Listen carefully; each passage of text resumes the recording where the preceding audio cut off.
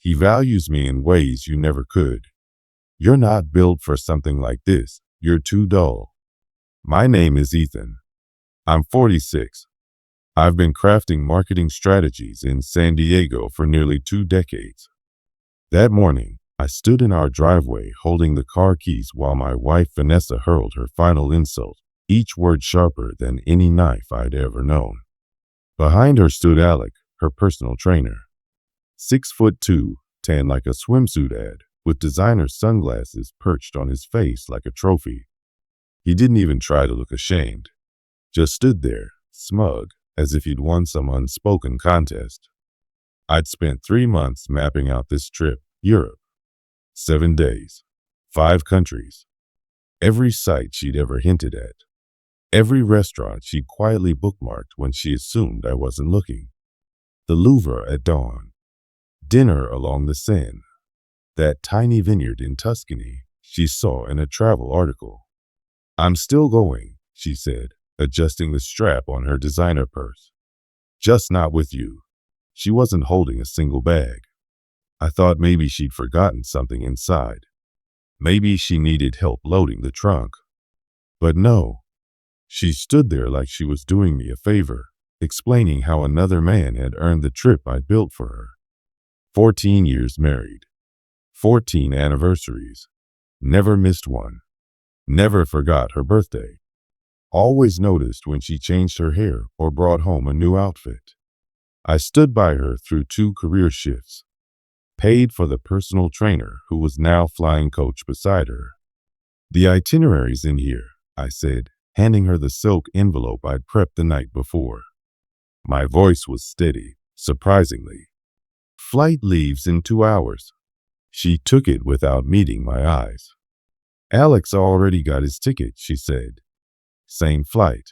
She coordinated it. Bought him a seat on the same plane I'd booked. The same trip I meticulously designed. All with the money I earned, 60-hour weeks to give her everything. I gave her one nod, turned, and got back in my car. What she didn't know was everything had been paid for through my company account. Every hotel, every dinner, every private guide, under my name, locked behind 2-factor authentication only I could access. As I backed out of the driveway, I glanced in the mirror. They were walking toward the Uber I'd ordered for us. Alec had his arm around her waist like she belonged to him. Maybe she did. But the trip didn't. I met Vanessa when I was 32 and still believed love could fix anything. She worked at a downtown gallery. Her way of describing art made you think ordinary paintings held secret codes. I'd stop in after work just to hear her talk. Just to see her hands move while she spoke. 2 years later, we got married. Small ceremony. Mostly her friends. My parents had died years earlier, and I was never good at maintaining friendships once my work took over. She became my entire world. I built my marketing firm from scratch, started in our spare bedroom, took on whatever clients I could get. When it grew, I got an office. When it kept growing, I hired a team. Every bit of success translated into something for her. Fancier dinners, better vacations, the Mission Hills house she adored from one of our weekend drives. But somewhere along the way, she stopped talking about art. Started talking about what we lacked. Friends who traveled more. Couples with bigger houses. Women whose husbands showed them off online. You work too much, became her favorite line. You never want to do anything spontaneous. But I worked for her. For us. Every pitch. Every late night. Every sacrificed weekend. I thought she saw the purpose behind it. The personal training began 6 months ago. I need to feel good in my skin again, she'd said. 3 sessions a week at an elite gym in La Jolla. $200 a session. But she seemed more alive, more confident. I was happy for her. Then came longer sessions. Post-gym coffee dates. New outfits tailored to flaunt her progress. Phone calls she took in the other room. Low voices about fitness schedules. Nutrition strategies. Alex started creeping into conversations. Alex says European hotels are more authentic. Alec thinks we're too comfortable at our age. Alec's been to Paris 7 times. He knows all the secret places. I should have seen it. She wasn't just transforming her body. She was transforming her life to fit someone else in it. But I'd been too wrapped up in our anniversary to realize she'd already picked a new co-pilot. I sat in my car for 20 minutes after leaving, not moving, not thinking, just breathing. The envelope with their boarding passes was still on the seat beside me. I always printed 2 of everything. Backup plans for backup plans. My phone buzzed. A text from Vanessa. Don't wait up. Flight might be delayed. Flight might be delayed. Like she was visiting family, not hijacking our anniversary with a guy she met doing squats. That's when it hit me. Not rage. Not heartbreak. Just clarity. Cold, surgical clarity. I'd spent 14 years trying to earn her love through gifts, grand gestures, endless effort. But love isn't earned. It's either given or it's not. And she'd stopped giving long before Alec arrived. I drove to my office, pulled up the itinerary on my desktop. Every reservation, every confirmation, every booking made through Zentran Global's account. I was the primary cardholder, the sole point of contact. The Paris hotel required ID matching the reservation. The private tours had my number. Restaurant bookings tied to my email with strict 24-hour cancellation terms. I'd engineered this trip the way I built my business, layered, secure, fully within my control. She thought she was gifting it to someone else. She never realized it was never hers to give. My phone rang. Unknown number. Mr. Keller, this is Continental Airlines confirming your flight to Paris, 447. Actually, I said, I need to change that reservation. 20 minutes later, I was on a new flight. Same destination. Different airline. 3 hours later than theirs. Vanessa and Alec would still board their flight. But in Europe, they'd have a rough time. Every confirmation, every credential required me. I called my assistant, Jessica. Book me a companion seat. Lufthansa 892 Jerome. Leaves tonight. Of course, Mr. Keller. May I ask who the second passenger is? I paused, thought of my sister Claire, the one who told me for years to stop setting myself on fire to keep Vanessa warm. Claire Daniels, I said. She deserves Europe. I didn't stick around to watch Vanessa's plane lift off. I already knew how it would end. 8 hours later, I was in Rome's Fiumicino airport, sipping Chianti with Claire while we waited for Florence. My phone buzzed, Vanessa's name. I let it ring. Then it rang again. I answered. Her voice was tight. There's been some kind of mix-up with the hotel. What kind of mix-up? They say the reservation was canceled. The concierge is rude. They won't let us check in without the primary cardholder. I sipped. Claire raised an eyebrow, amused. Did you show them the confirmation? Of course. They said it's irrelevant. Something about fraud checks and company policy. We're in the lobby, with bags. They're treating us like scammers. Where's Alec? She hesitated. He's trying to find another hotel. But everything's full. It's peak season. Expensive time to travel, I said. This isn't funny, Ethan. I need you to call and fix this. I'm in Italy, I said. Silence! What do you mean? In Rome, actually. Headed to Florence. More silence. You're supposed to be home. Why would I be?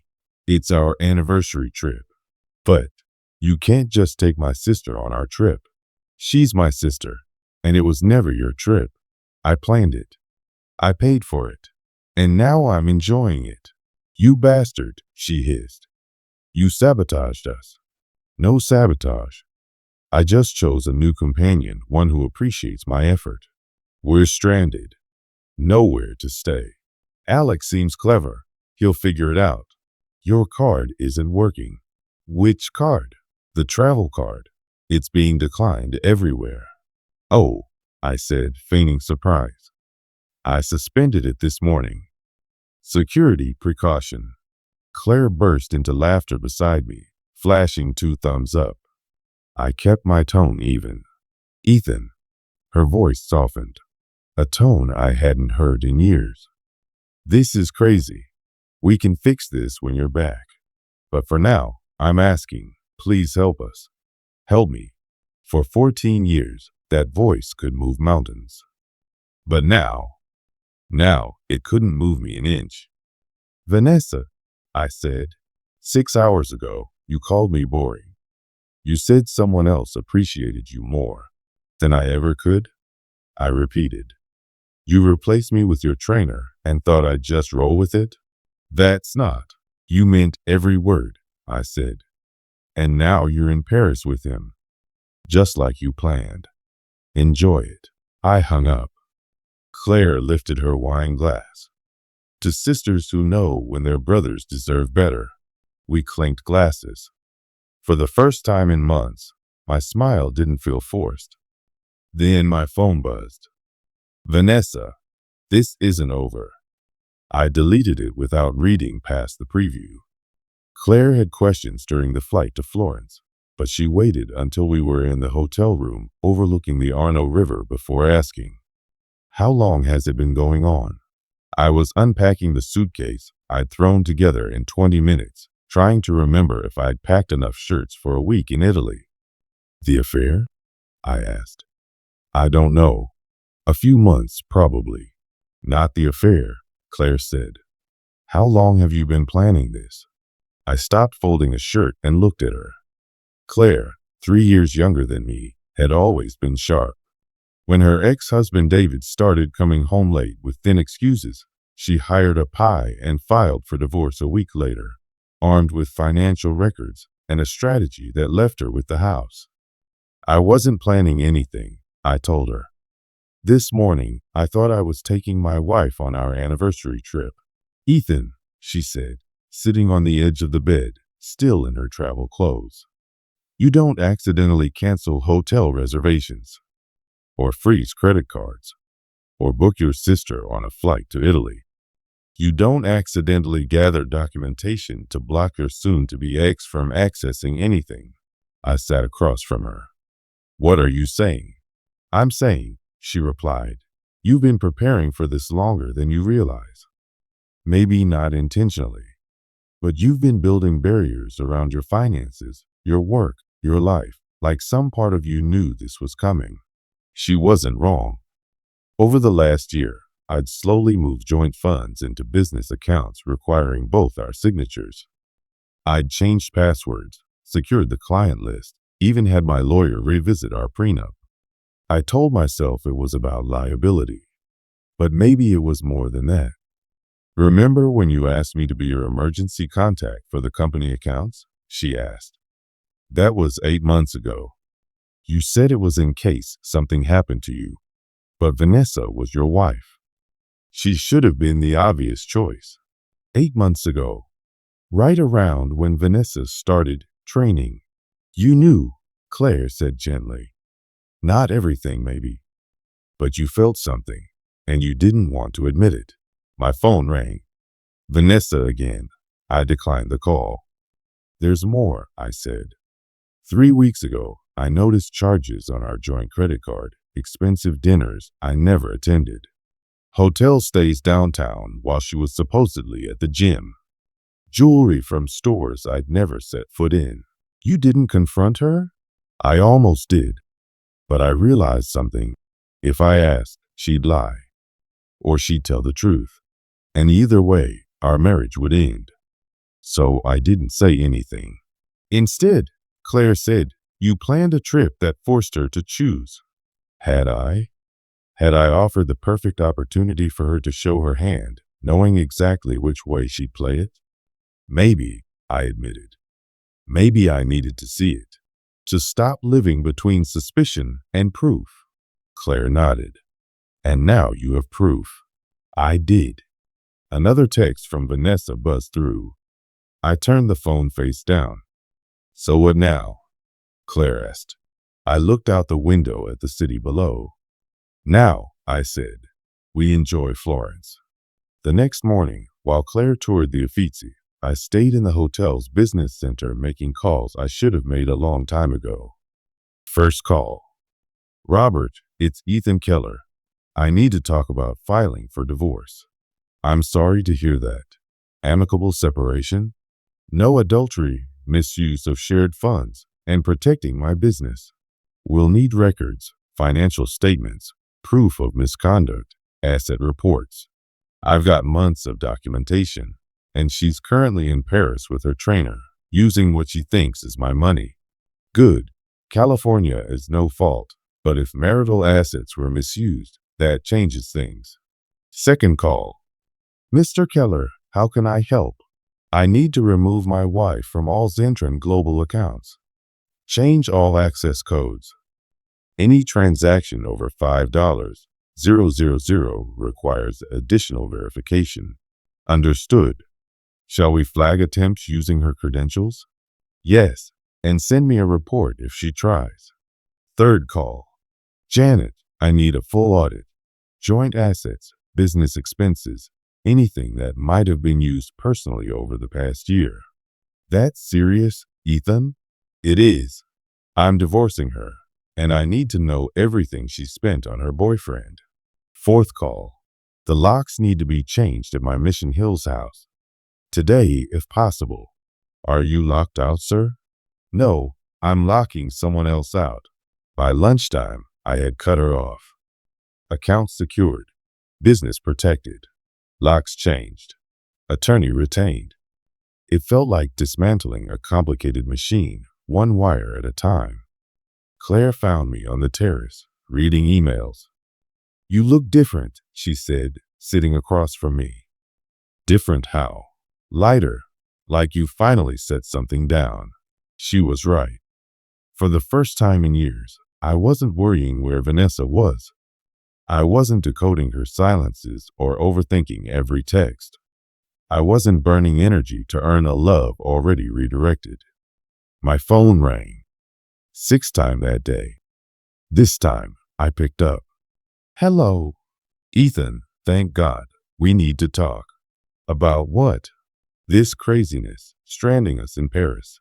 Freezing the accounts. What is this? Revenge. Revenge?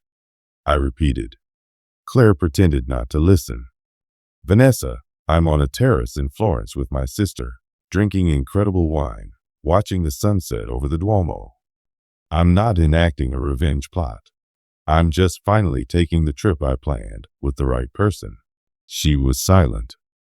I've changed the locks, I continued. Frozen the accounts. Contacted my attorney. When you get back, the divorce papers will be waiting. You're not serious. I've never been more serious. I hung up and powered off my phone. Claire raised her glass again. To new beginnings. 3 months later, I sat in Robert's office reviewing the final divorce settlement. Vanessa had fought hard, claimed she deserved half of everything I'd built. But California law was clear. Misuse of marital funds during an affair could be grounds for reimbursement. Every dinner charged to our joint card while dining with Alec. Every hotel booked for their midday trysts. Every gift bought with our money. Even her training sessions. Robert slid a document across the desk. Total misuse, $47,000 over 8 months. $47,000, more than many earn in a year, spent on betrayal, while she said I didn't appreciate her. As for the house, Robert continued, you owned it pre-marriage and paid the mortgage through business income. She'll get a small settlement, enough for a deposit on an apartment. And Alec? I asked. Robert smiled. Interesting update. He's back with his wife and kids in Orange County. Apparently, Paris was just a fling. He never meant to leave his family. So Vanessa had shattered a 14-year marriage for a man who never planned to stay. Traded stability for a fantasy. Robert pushed the papers forward. Sign here. Divorce final in 6 months. I signed each page, feeling only relief. 6 months later, I returned to Italy. Not for closure. Not for revenge. Because I'd fallen in love with Florence. I sold the Mission Hills house. Bought a small apartment overlooking the Arno. Zentran Global was thriving. Freed from trying to please someone who could never be pleased, I poured myself back into meaningful work. 3 new clients. Expanded services. A team that valued what we were building. I was reading on my terrace when my phone buzzed. Unknown number. Hope you're happy. Vanessa. Still trying to spark a reaction. I deleted it and kept reading. Because I was happy. Not performative, surface-level contentment. Real happiness. The kind that didn't involve guessing someone's mood or planning some grand gesture just to stay afloat. Claire visited often. She was seeing someone new, a widowed professor who treated her like she mattered. We'd eat at the little trattoria down the street and talk about books, work, and the odd freedom of finally living the life we chose, not the one someone else demanded. I never saw Vanessa again. I heard she moved to LA, working at another gallery, rebuilding what she'd wrecked for someone who never meant to catch her. Sometimes the best revenge is living well.